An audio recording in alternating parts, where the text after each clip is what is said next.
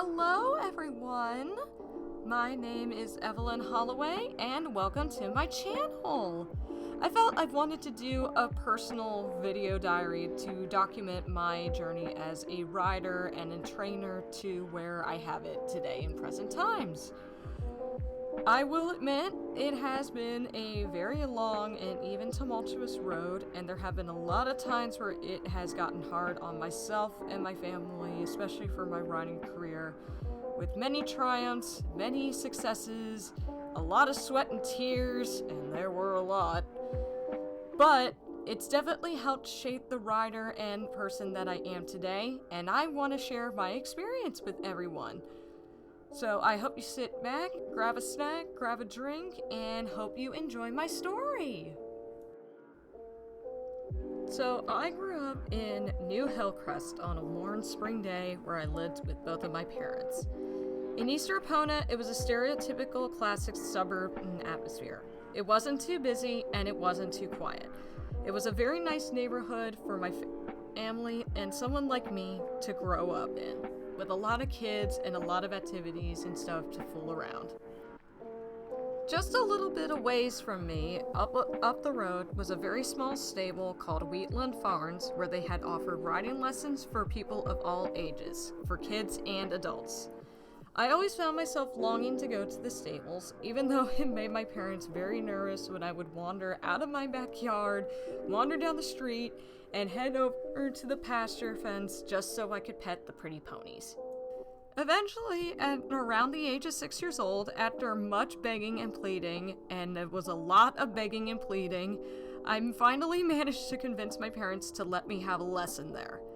And soon enough, I had a lesson on a little bay shaggy pony named Beaver, who was very patient and very kind to me as a young child. Before I could ask my parents so I could have more consistent lessons at that barn, my father was soon approached by a female in a ranger uniform who had stopped by in town, and she was looking for new recruits. After having a conversation with my father, he was then enlisted to join the Jorvik Rangers with her, which unfortunately meant my family had to move. From the ages of 6 to 10, I ended up moving with my family to Dundle. And it honestly took my whole family a while to adjust to the mountain life than the hustle and bustle of the suburbs that we were used to. But the good thing about us as a tight-knit family, we were able to get used to it and make the most of it.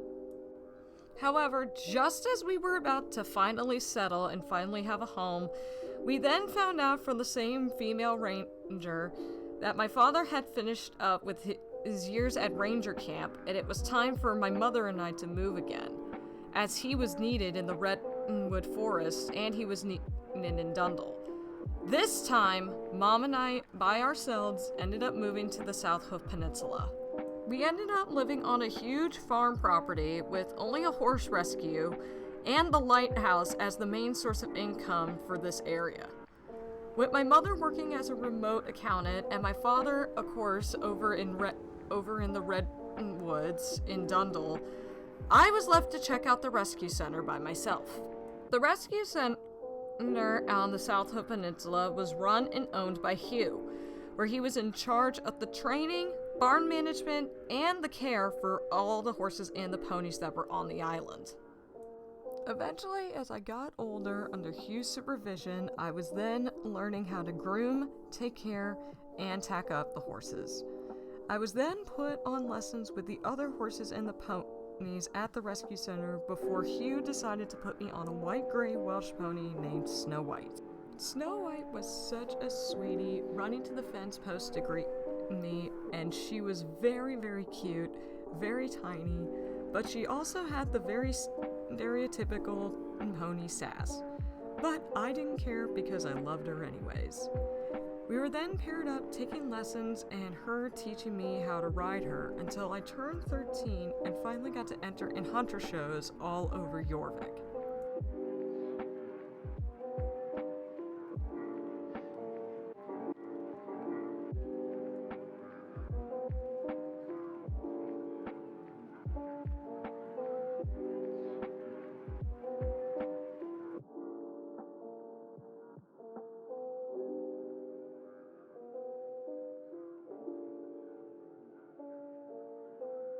I was on a roll when it came to my work with Snow White. We did more lessons, more shows, even getting us used to more jumping and more work on undersaddle flats. Until one day, Hugh ended up telling me the sad news that she was going to be ready to go to her new home. I was sad as we developed such a wonderful bond during our time that we had been together, and that she would soon be gone after we were doing so well. But I would eventually learn the hardships of knowing horses getting sold a lot and hopefully knowing how to process it. After receiving that news, and with however much time I had left with her, both of us entered the showing season with more blues and red ribbons, and we dominated in the hunter under saddle and over fences division. It seemed like a dream come true, even with the surprise of my dad showing up in person at the last show of the year, showing his support and being proud of me before he eventually had to leave again. I thought that it was going to be an amazing chapter.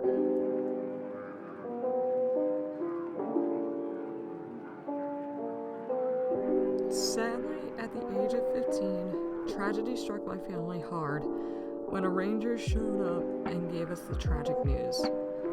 My father had tragically passed away during a fire rescue mission up in the Redwood Point and suffered horrific burns and smoke inhalation. The news hit my mom and I very hard. I ended up becoming so depressed and withdrawn that riding Snow White before she was sold to her new owners was the only driving force to get me going. Mom was struggling a bit with her accounting job, but she was still financially stable. But dealing with a teenager who was also a working student at the rescue ranch to pay for lessons ended up getting very hard on us. I then decided to take a break from showing and decided to go to Moorland and just focus on the love and care of horses and learning about true partnership through gentle training. While there, I even got to make friends with the Bobcats, and through trial and error, I also developed a friendship/frenemyship with the Bobcats captain, Loretta. She was tough, and she was really strict and critical, but it was the type of teaching that I needed, and through that guidance, she made me a better rider. It honestly wasn't long before I had enough training under my belt that I began working for the Baroness herself at her manor in Silverglade as a trainer. That was when I met Topper, a really bright bay off-the-track thoroughbred. He was very high energy and he looked ready to take off at any second. But from my perspective, he wasn't a bad horse. He just looked bored and needed someone to help him get him right. He was very flighty and very stubborn at first, but he quickly dropped the facade as soon as I approached him, and he pressed his muzzle up to my hands and chest, as if he were saying, "This is my girl." And so, he and I soon got to work. With Topper, I used my gentle training, horsemanship, and even did a little bit of clicker training till he eventually learned that what I wanted him to learn was positive and being around me was a good thing, and that I wasn't going to hurt him or anything. Getting on him definitely showed he also had the basics of being under saddle training, as well as having a rider on his back, but he was very fussy about it. He was eager to go once I barely put a foot in the stirrup, so we spent a lot of time learning to stand and waiting while mounting from the mounting block on the ground. Once getting on, he became very sensitive and very good on the flat. I also learned he had a very soft mouth, so I only used voice and leg cues to help get him going. Through trial and error, and with Loretta's guidance as another set of eyes to help with the training, he became a very sensitive, intuitive, and willing to please horse.